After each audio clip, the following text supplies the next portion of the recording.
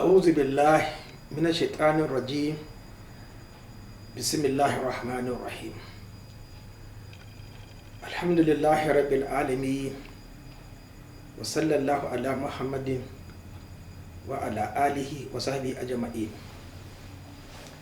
Assalamu alaikum, my brothers in Islam.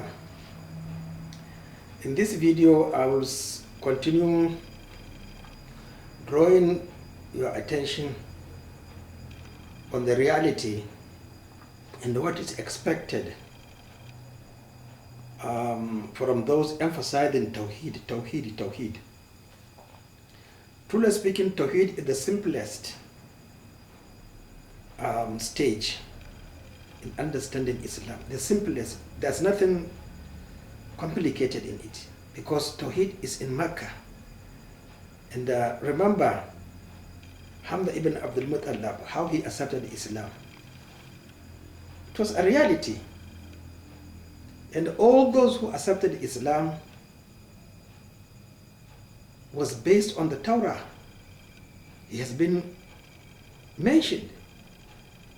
And the night he was born, or the month he was going to be born, the Jews announced it. The star is on. And in the night, there was light from his mother's house going to Syria. So what Tawheed do you like now? What Tawheed are you waiting for? And another serious Tawheed was the elephant.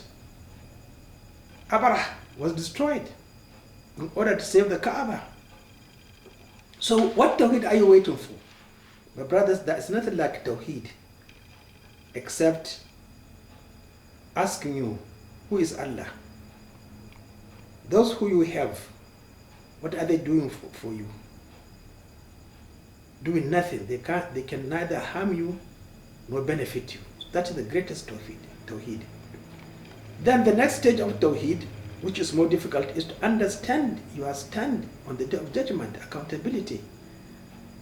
And that accountability and whatever comes after it depends upon your obedience to Rasulullah sallallahu alaihi wasallam, and not to anybody else.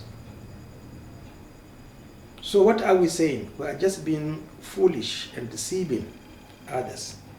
I pity those who want to rush to go on pilgrimage while they haven't understood anything about Islam. Waste of money. My brothers, the idea of if you attend pilgrimage, your sins are forgiven, it's actually from the history of Rasulullah sallallahu alaihi wasallam, and only referring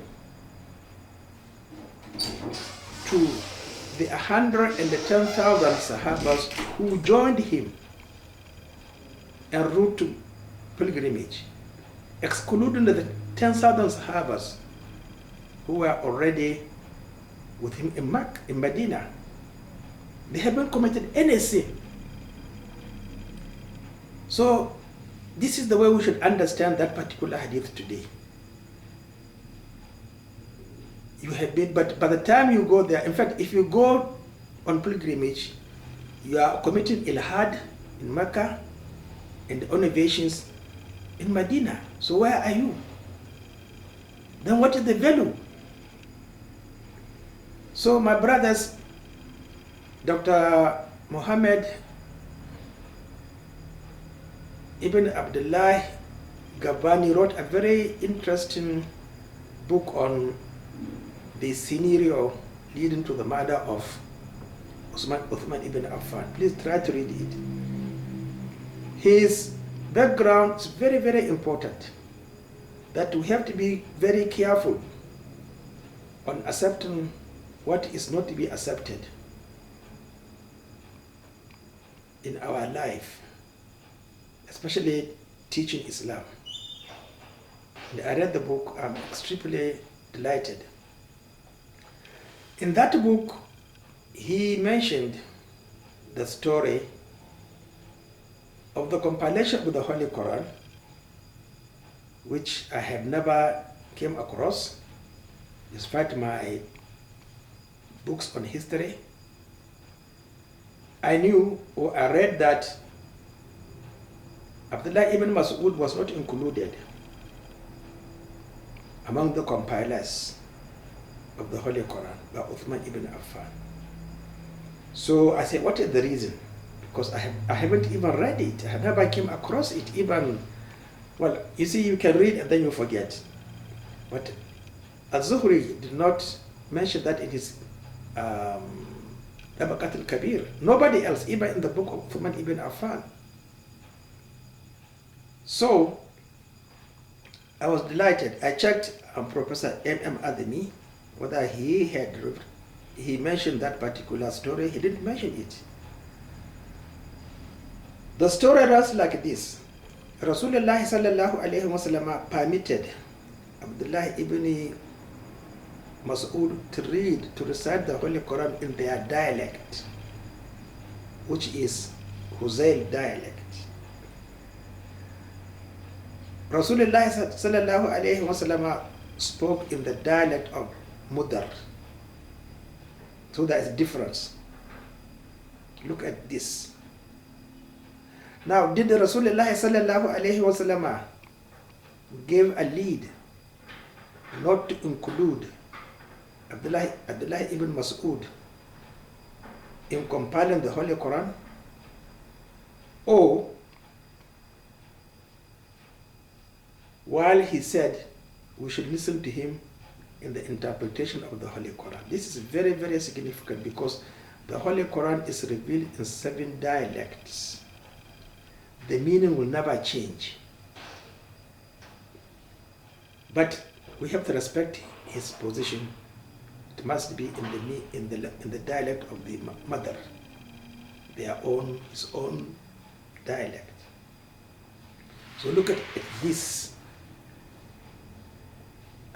historical incident that can bring confusion and disrespect among the Muslim Ummah, but it was never by the Sahabas.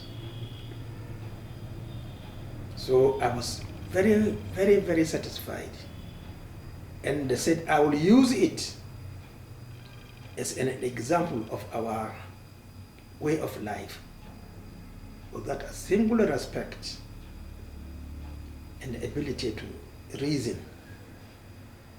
Who opposed the action, the step taken by Uthman ibn Affan among the Sahabas then?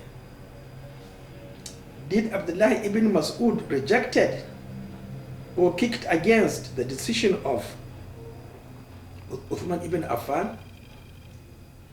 Never. He accepted it. But what of today?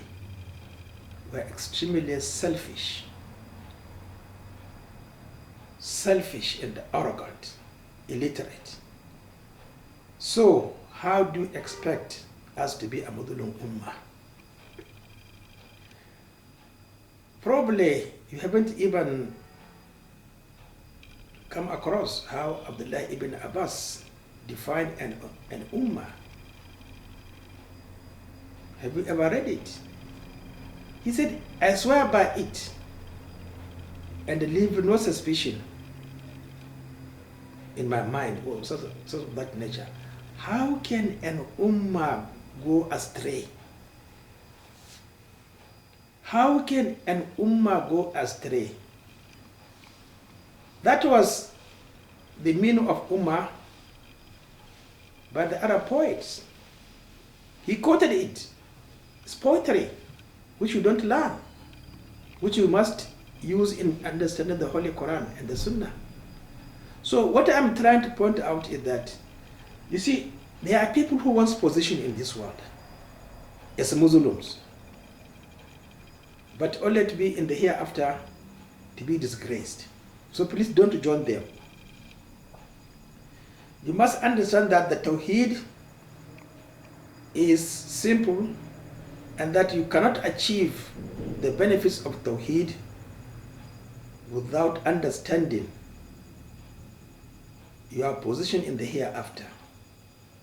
And if you understood your position in the hereafter, then you had to come back to Rasulullah sallallahu alayhi wa sallam and be with him. I think that's all what I want to get across to you. You have to be extremely careful in blindly following those scholars in Twitter trying to explain Islam to you. They are doing nothing but creating confusion and the backsliding. We have just concluded the pilgrimage where 2.5 million has not received any reward from Allah subhanahu wa ta'ala because they made ilhad in Mecca and innovations in Medina. I stand by my words. Assalamu alaikum.